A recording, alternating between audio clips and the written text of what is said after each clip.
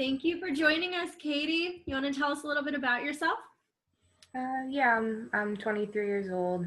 Born and raised in Jersey, where it is called Taylor ham and not pork roll. It's false. um, Otherwise, I mostly just keep to myself. I read and binge watch Netflix a lot. Would you mind telling us a little bit about your story? Just like what happened?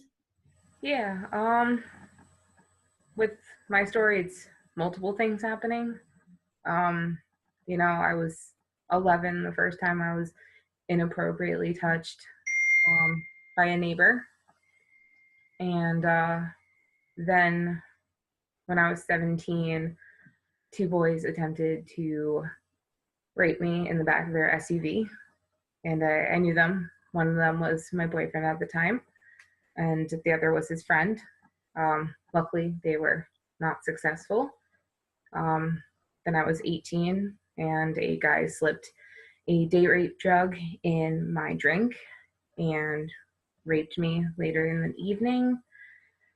And then I was 20, and I was drunk, and I was raped again.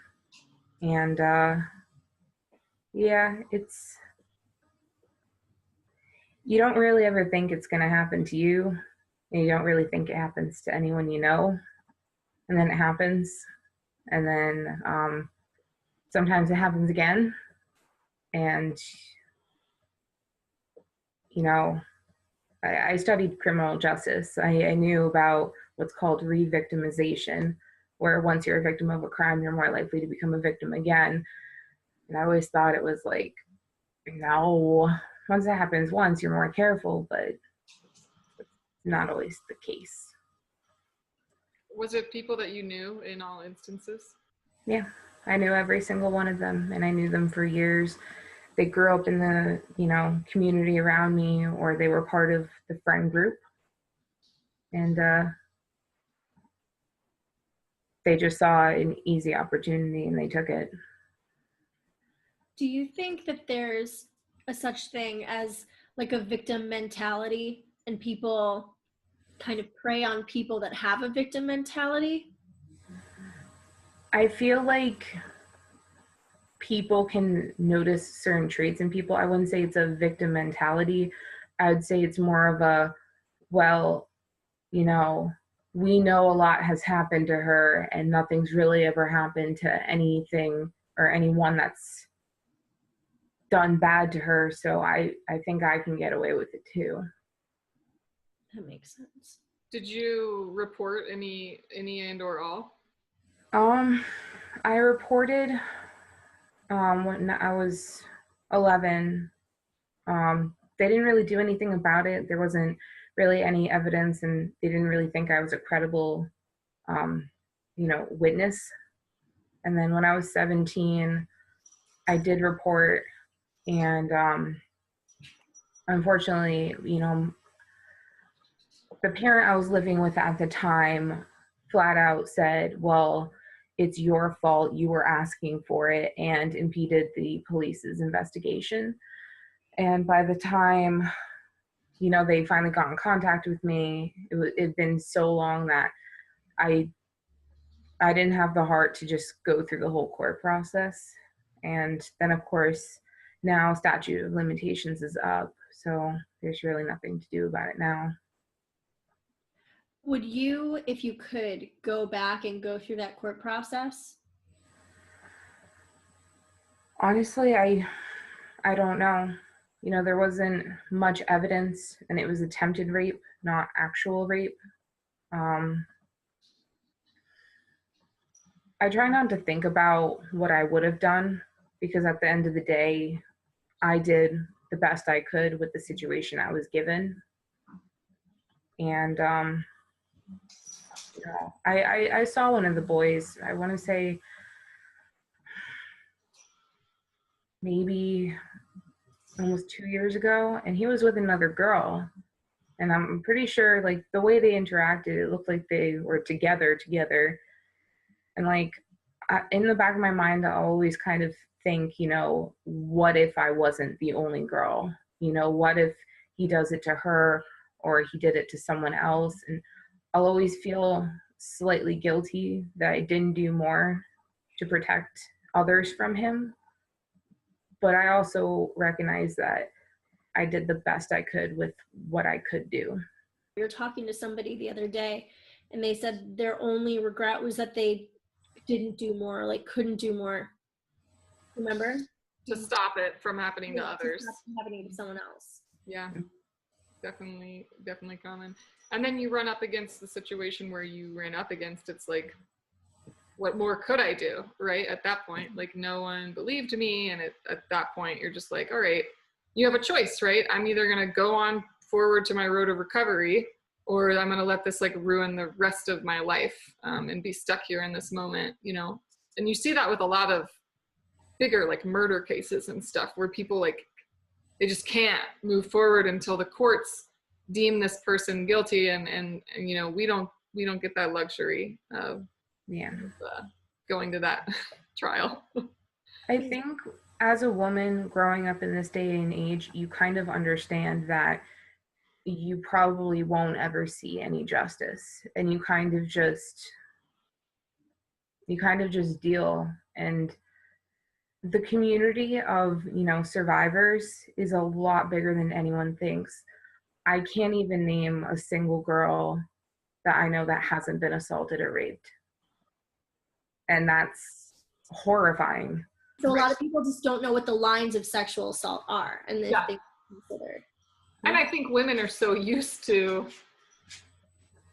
you know, little stuff, you know, catcall, or let me grab your butt on a bus, you know, like little stuff that like, we're like desensitized almost a little bit to some of it, right? You're like, oh, well, he only grabbed my boob, you know, and it's like, wait, what? He only like brushed my, you know, like only brushed up against my ass. No, right. Yeah. Equally not okay, right? And the worst part is at least, you know, in, you know, my circumstances, I was raised to think that that's a compliment. Really? Yeah, for the longest time, like, they were like, oh, you should be happy a guy thinks you're attractive or whatnot. And I even commented today on one of the posts for Within Your Reach that one of the first things that as a young girl that you learn when you go out is to keep looking over your shoulder and keep a key between your fingers so you can at least, you know, injure them enough to run away. Mm-hmm. I've actually never heard that ever. Oh, really? Oh, that's a good one. I've heard like eyes, toes, and then, you know, not sternum, but whatever that is. Oh yeah, keys, pepper spray. I mean, just all the things that are out there for women. You know, a fear tactic of like, hey, women, you need this to go out and have fun. You know. Mm-hmm. I can't believe I've never heard that.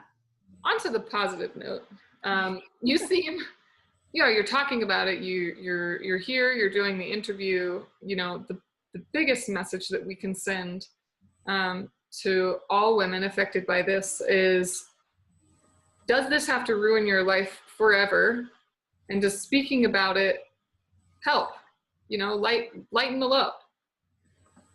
With speaking about it, it is difficult. You know, I do fear, you know, consequences. You know, I'm going into law enforcement, and, you know, I definitely do worry about how the law enforcement community will look at me if they find out that I am, you know, a victim of sexual assault. You know, I definitely do worry about what, you know, the men and the boys will do if they ever find out that, you know, in my eyes, you know, they assaulted me, they raped me, because to them, they don't see a problem with what they did, because they're raised where it's no big deal. It's boys will be boys. Mm-hmm. And talking about it isn't easy, but I feel like it's necessary, because for so many years, I thought it was just me. And then it was the girl that sits 3 desks away from me. And then it was, you know, the girl in, you know, my poli-sci class. And then it was all these women surrounding me. And I'm like, it's all of us. and they thought they were the only ones. And a lot of them, like you said earlier, they didn't even know that that counts as assault. And I'm sitting there and I'm like, no, no, no, no, no, no, no, no. What he did was wrong. You are in no way responsible for this. Mm-hmm. So I'm hoping that if enough of us speak up, if enough of us say, me too, that maybe something will actually finally change. That's definitely our goal. What were some of those fears that you were kind of going through of like, should I say this? Should I not say this? Like, what do I do? Definitely what my parents would think. You know, my biological mom made it known very on that she didn't care. But, you know, for my father, he doesn't even know the full extent. Just because it is hard to, you know, tell a parent, yeah, all these bad things have happened to me. But then it's also, you know, what would people think? And there have been people that I told and they said, you know, well, you know, you were 18 and drinking, so you deserve to get roofied and raped. And you know, that hurts, especially when it's someone that you you know have like a working relationship with, or they're an acquaintance, and then you kind of look at them a little differently. And then it's definitely, especially with the two boys when I was 17, because they basically didn't want to acknowledge what happened. And when I finally acknowledged what happened, they did, you know, through the grapevine, threaten to kill me. I had to pick up and move. I had to just, you know, I threw all my stuff in a garbage bag and I moved. And I get that fear of what people think. I get that fear of them coming to find you because you are calling them out for what they did. I get that. I've lived that. But here I am, how many years later, and I'm okay. You know, some days are bad, and you know, definitely the use of sexual assault and rape on TV can trigger me sometimes, and it definitely just puts me in a bad place.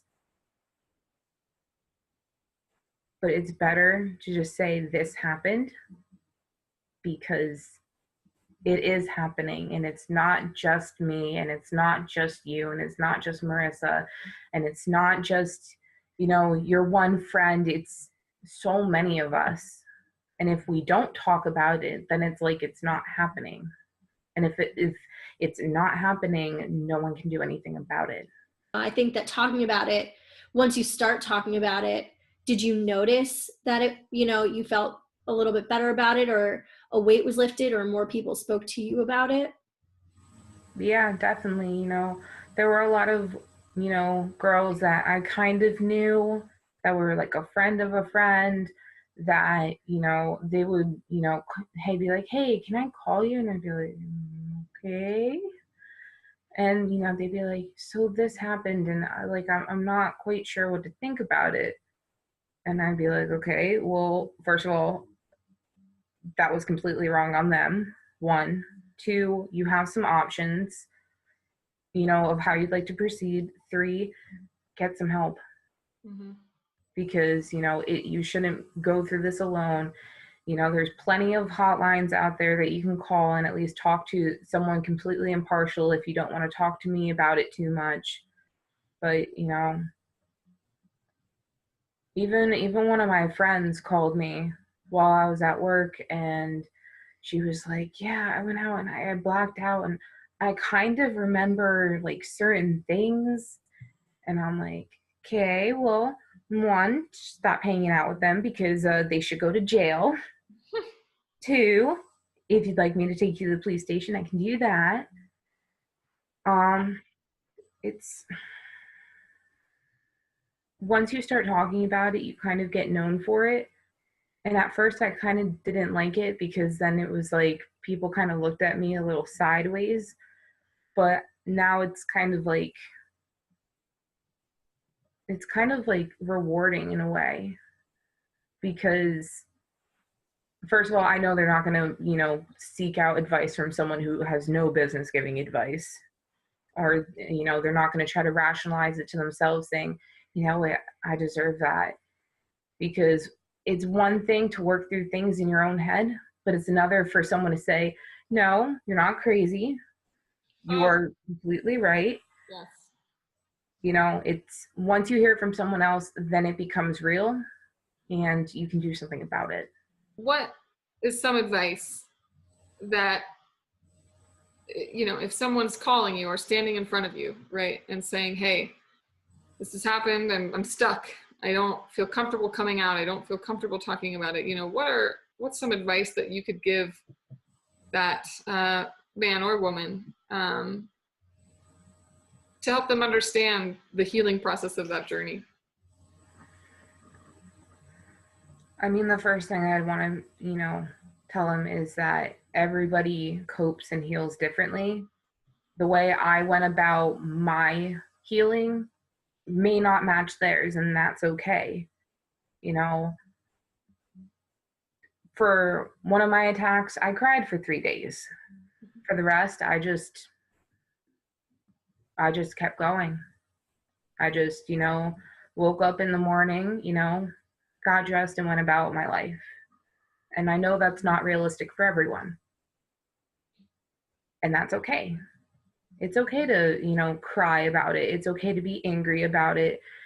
It's okay to take the time you need to process it. My other piece of advice is always to keep their options open.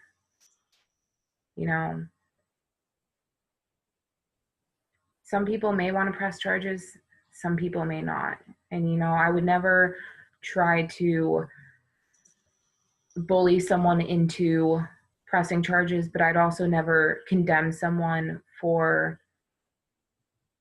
just wanting to get it out of their head and move on, because that's not my place. It's their healing, it's their journey. And the best thing that they can do is reclaim that control over the situation. And that's okay. At the end of my conversation with people, I want them to know I will help with what they need help with. You need a hotline? I got you. You want me to drive you to the hospital for a rape kit? I got you. You want to crash on my couch and binge watch Netflix? I got that too. Whatever they need, I can do. They want to be left alone and checked on in 2 days? I got that. Just, they need to take a minute, take a deep breath, and try to figure out what's going to work best for them. I'm Caty, and I'm 100% a statistic.